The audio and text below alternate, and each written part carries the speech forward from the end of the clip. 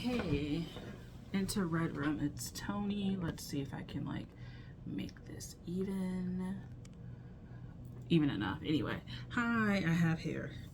I have hair. I have hair. I have hair. Okay. This video is pretty, I guess it would be like vulnerable. But it's after someone dies, like coping mechanisms. And so I found my coping mechanism is like procrastination and then like spending and then like eating. And if you don't know, like someone close to me passed, my grandmother. We actually lived in the same house. I lived with my grandparents, and that was like very emotionally hard for me because like she lived in the same house. Like I wasn't one of those grandkids that like visited their grandparents, like on this side anyway. I like lived with my grandparents, so it's like a very different feeling than like, oh, she died and my grandmother and I used to see her every summer, we used to go blah blah blah. It's like, no, I used to see her every day.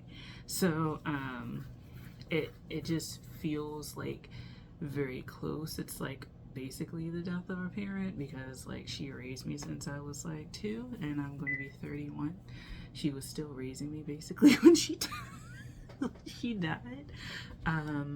And so I took it like pretty emotionally hard. And then I'm in school, so I've been procrastinating with assignments. I haven't been going to class. Like, I've been kind of like going through the motions with that. And then like not kind of wanting to be home. I was already like that because I just wanted to explore more. I think I was very sheltered as a child, so as I've gotten older, I wanted to explore more because my family's kind of like still sheltering me in many aspects. But because I drive and because I like I'm an adult, like it's not like they bar me from going places. You know what I'm saying? But it is very much like, no, like this stuff happens and this bad thing happens and blah blah blah. And so like still sheltering myself, but I do stay out like later, not like midnight or anything like that, like 9, 10 o'clock. But I started thinking like today about like the coping mechanisms and going out and eating out a lot. And it's good because when she first died, I actually cooked a lot. Like I just cooked for like 2 or 3 weeks. Like the month after she passed, like I like cooked and then I like stopped and I reverted back to like eating fast food, eating like a bunch of processed food. As I have like this big ass, I'm gonna show you this bag. This bag, this red Robin bag. And I didn't even order like that much. I ordered the bourbon, like the whiskey barbecue boneless wings, which is like 10 of those. So I'm not gonna eat all of those today. A half stack, which is only like 5 onion rings and then fries. And that's it. And this big ass bag. I have my like lunch that I put in, like I ordered lunch today, and just again ordering food and not, I just feel like coping like by consuming copious amounts of things, so copious amounts of shopping, copious amounts of food. I'm not a big drinker. I don't really smoke like that. And when I smoke, I mean smoke. I don't mean cigarettes. I mean like blunts, weed, pot, Mary Jane, stuff like that. That I'm, like I'm more likely to like take an edible or like a gummy or something than that. But anyway, I just, and I haven't been consuming any of that kind of stuff. But I feel like I'm just trying to cope and I'm trying to figure out like how best to like cope with it in a more healthy way. I don't want to like people just like go exercise. It was like, but I feel like I don't want to like go too far down the rabbit hole in any direction. Like I don't want to just go out and like eat. I don't want to just go out and like exercise like all the time. I don't want like I want to like start to recalibrate myself because it's like, okay, like like I'm spending money and stuff like that, and it's like, I guess because that void is there, I'm trying to like fill it. And so I've just like thinking about that, like I'm not heading in the right direction with that. And I mean, I guess in my own way, in my own time, like that will get resolved. But it just seems like I'm getting a little out of like order, a little bit, you know, unstable with how I'm going about like the grieving process, because it's a lot of material stuff and it's like cluttering and hoarding, and it's just something that I personally don't want to like deal with. And so I've just been like really processing that and really thinking about that. And I don't know, like, I don't know how long this phase will last. I'm trying to be like very practical with the finances, like purchasing things that pertain to like my future. I'm a massage therapist, so I kind of want to practice massage and have the tools. So I've been purchasing like classes, which are like big purchases. They're like $500, $600, $700 courses, and having to pay for them like just out of pocket, like no scholarships, no funding. Like, oh God. But you know, I'm trying to, you know, even that, like information hoarding is like still kind of like hoarding. And I've been going to Hobby Lobby a lot. I've been just buying a bunch of art supplies. I think I'm at the point where I am like saturated with like buying stuff, and I need to start like decluttering and getting rid of things. And there is an upcoming video on that. Like I decluttered like a lot of hair care, nail care, excessive like beauty stuff, expired things, and I need to like do a video on that, but it's a long video and I have to edit it. But I have started to declutter things. I also need to declutter my closet. Every season I basically gut my whole closet, and it helps me not accumulate a lot of clothes. I'm not a big clothes person in terms of like I buy clothes a lot. Like I don't buy a lot of shoes, I don't buy a lot of clothes, I don't buy a lot of like stuff like that. It's like I have a small closet, but also I feel like a lot of clothes are like not interesting.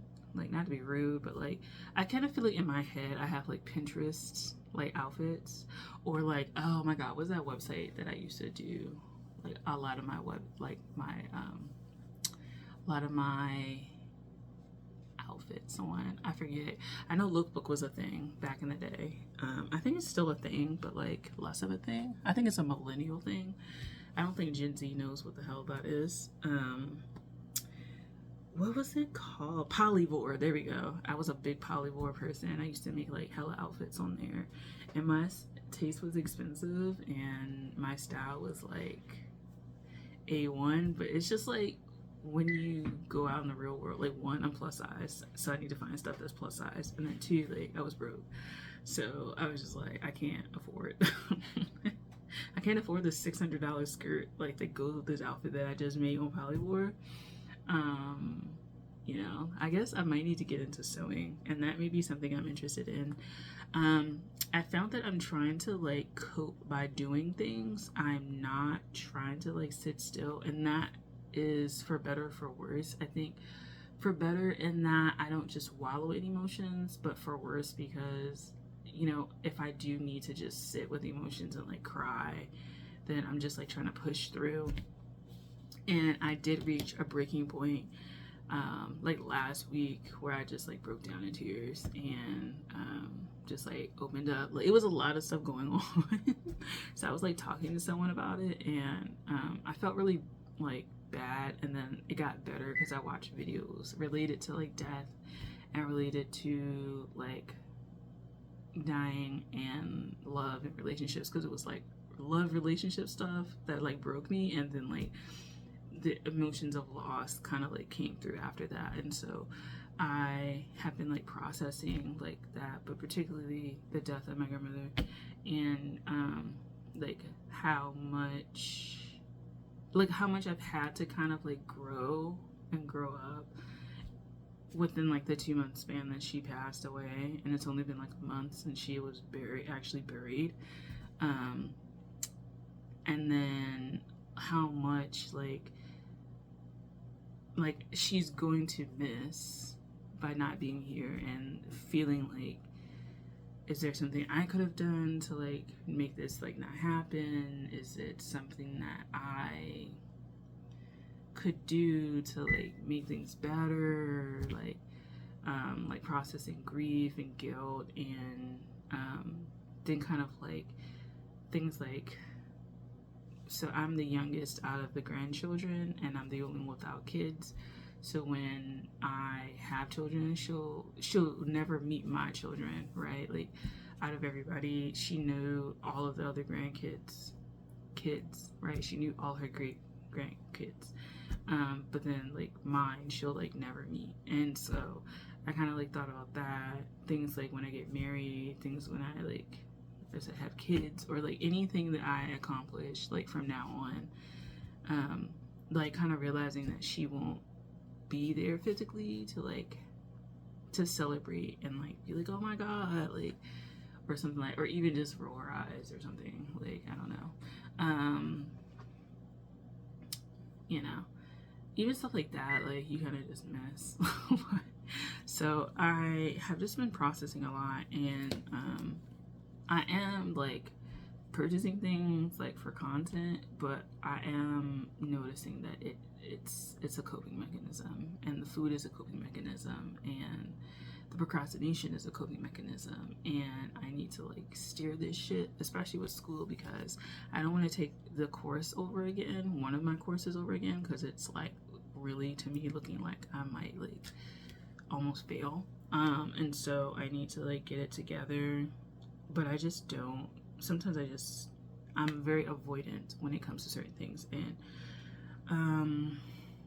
yeah, I just never saw this coming in 2024. Like, it always, that like people are gonna pass away, right? But you just never know like when and how, and when and how she passed was kind of like sudden, and then it was just kind of like, wow, like like you think like you didn't deserve that, you know what I'm saying? Like when it's your family members, like you didn't deserve to die like that. And so that's what I'm processing.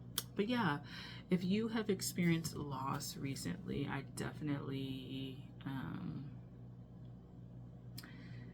like share below. I know people may not want to talk about it, but like just share below.